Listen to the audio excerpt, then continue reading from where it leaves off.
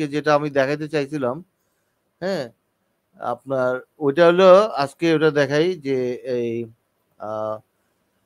মানে আমরা এতদিন ধরে লাইভ করি, তারপরে নাস্তিকতা কাকে বলে, কত প্রকার এবং নাস্তিকতা কি কি, হ্যাঁ, এবং কোন জিনিসটা নাস্তিকতা নয়, এই বিষয়ে কিন্তু মুমিনদের এখনো মানে তাদের কনফিউশন আছে। এই কারণে আজকে আমি এই বিষয়ে একটা প্রেজেন্টেশন দিতে চাই, যাতে এটা ক্লিয়ার হয় যে নাস্তিকতা কাকে বলে, কত প্রকার কি কি। হ্যাঁ, তো এই বিষয়ে বলতে প্রথমে যেটা আমি বলবো, আমি সংজ্ঞা দিয়ে শুরু করি যে নাস্তিকতা কাকে বলে। তো কেউ যদি ঈশ্বরে বিশ্বাস না করে, হ্যাঁ, ঈশ্বরে বিশ্বাস না করলে তাকে নাস্তিক বলে। কেউ ঈশ্বরে বিশ্বাস করলে সে আস্তিক, ঈশ্বরে বিশ্বাস করলে আস্তিক, না করলে নাস্তিক, এতটুকুই ভাই সংজ্ঞা। হ্যাঁ, এবং নাস্তিকবাদ বা এটার আমি উইকিপিডিয়াতে পেলাম যে নাস্তিকবাদ অন্য এই ঈশ্বরবাদ, হ্যাঁ, নাস্তিক মতবাদ, এরকম অনেকগুলি এইথিজম অনেকগুলি সংজ্ঞা আছে। কিন্তু এইগুলি আমি শুধুমাত্র এই সংজ্ঞাটা ইউজ করি যে কেউ ঈশ্বরে বিশ্বাস না করলে নাস্তিক এবং কেউ ঈশ্বরে বিশ্বাস করলে আস্তিক। এবং এই যে উইকিপিডিয়াতে বা অন্যান্য জায়গায় যে সংজ্ঞাগুলি আছে, যে একটি দর্শনের নাম যাতে ঈশ্বর বা সৃষ্টিকর্তার অস্তিত্বকে স্বীকার করা হয় না, মোটামুটি একই কথা। আমরা কোন সৃষ্টিকর্তা ঈশ্বরকে স্বীকার করি না, সম্পূর্ণ ভৌত ও প্রাকৃতিক উপায়ে। তো এইটা আবার এই যে ভৌত এবং প্রাকৃতিক উপায়ে, এই কথাটা আমি আবার এটাকে একটু আমি অন্যভাবে ডিফাইন করি। এটাকে বলে ন্যাচারালিজম। হ্যাঁ, ন্যাচারালিস্ট যারা, তারা কিন্তু ওই প্রাকৃতিক উপায়ে সৃষ্ট এটাকে বিশ্বাস করে, তারা হলো ন্যাচারালিস্ট। এটার সাথে এইথিস্ট একটু পার্থক্য আছে, কিন্তু আমার মনে হয় যে ভাই আমাকে এই প্রশ্নটা করছিল এর আগে, যে সম্পূর্ণ ভৌত প্রাকৃতিক উপায়ে প্রাকৃতিক ব্যাখ্যা দেওয়া যায়, এইটার সাথে নাস্তিকতা সম্পর্ক আছে কিনা। তো আমি বলবো যে এটাকে ন্যাচারালিস্ট বলা হয়, হ্যাঁ, যারা প্রাকৃতিক উপায়ে বলে সৃষ্টি হয়েছে। তো আস্তিকতাকে বর্জন করাই নাস্তিকতা। মানে আমরা যদি কোনো ধর্ম, কোনো ঈশ্বরকে না মানি, ঈশ্বরকে বর্জন করি, তাহলেই এটা নাস্তিকতা হবে। শুধুমাত্র ঈশ্বরকে বিশ্বাস না করলেই নাস্তিকতা হবে। এবং এই যে সংজ্ঞাগুলি দেওয়া আছে, বিভিন্ন জন বিভিন্নভাবে সংজ্ঞা দিতে পারে। নাস্তিকতা অনেকভাবে সংজ্ঞা দেওয়া যায়। আমি শুধু একটা অ্যাকসেপ্ট করি, ঈশ্বর না মানলেই নাস্তিক।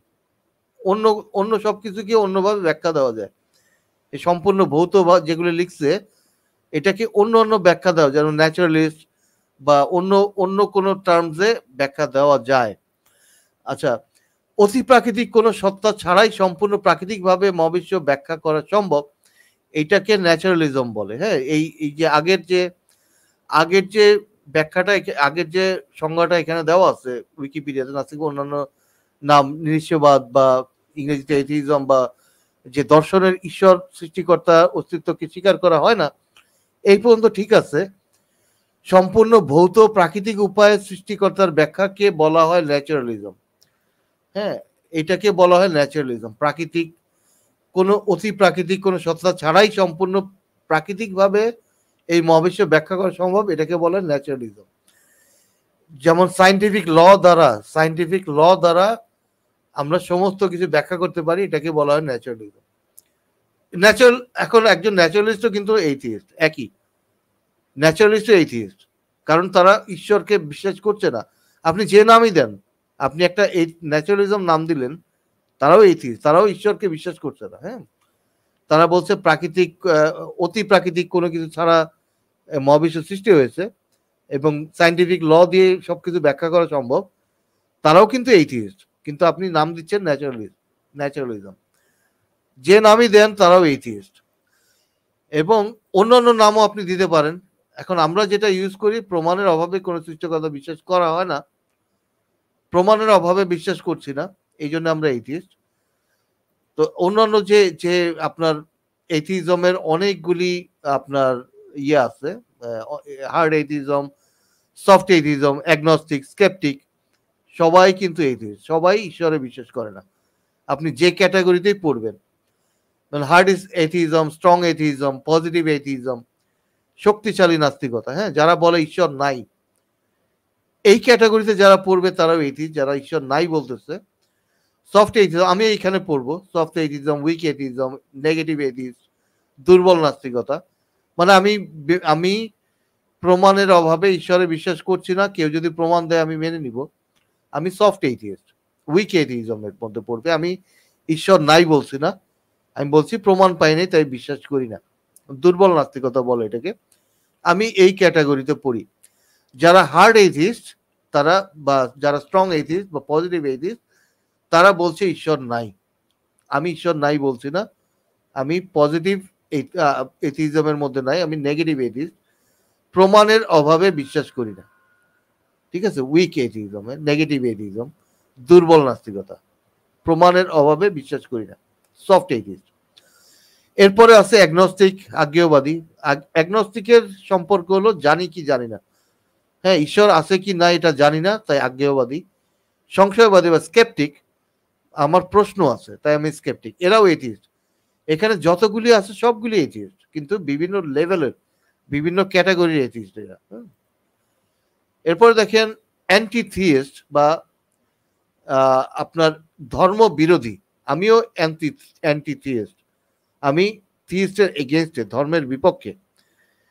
এখন অ্যান্টি থিয়েস্টের যে অক্সফোর্ড ডিকশনারিতে যে ডেফিনেশন দিয়েছে সেটা হচ্ছে ওয়ান হু অপোজেস রিলিজন, যারা ধর্মকে অপোজ করে, ধর্মকে, ধর্মের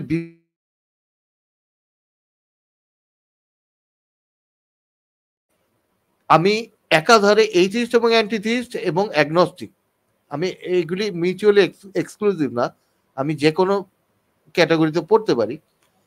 তো অ্যান্টিথিস্ট মানে হচ্ছে আমি ধর্মের বিপক্ষে, আমি ধর্মের বিরোধিতা করি। হ্যাঁ, one who opposes believe in existence of god, আমি এটার এগেনস্টে আছি, এই জন্য আমি অ্যান্টিথিস্ট। তার মানে আমি এই ক্যাটাগরিতেও পড়বো। হ্যাঁ, এগুলি মিউচুয়ালি এক্সক্লুসিভ, মানে আপনি যে কোনো একাধিক ক্যাটাগরিতে আপনি পড়তে পারেন। এরপর হচ্ছে যে নাস্তিকতা কি নয়।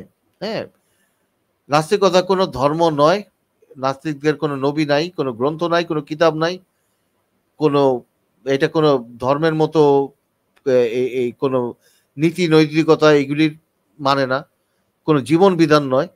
মানে আপনি কি করবেন, কি খাবেন, কার সাথে ঘুমাবেন, এগুলি নাস্তিকতার বিষয় না। কি পড়বেন, কার সাথে কি আচরণ করবেন, এগুলি একটাও নাস্তিকতার বিষয় না। তার মানে আপনি বলতে পারবেন না যে নাস্তিক হইলে এইটা করতে হবে, নাস্তিক হইলে ওইটা করতে হবে। নাস্তিকতার সম্পর্ক শুধু একটা বিষয়ে, সেটা হলো সৃষ্টিকর্তায় বিশ্বাস না করা। বিশ্বাস না করলেই নাস্তিক। এরপরে যে ক্যাটাগরিতেই পড়েন আপনি, আপনি ওইগুলি হইতে পারেন।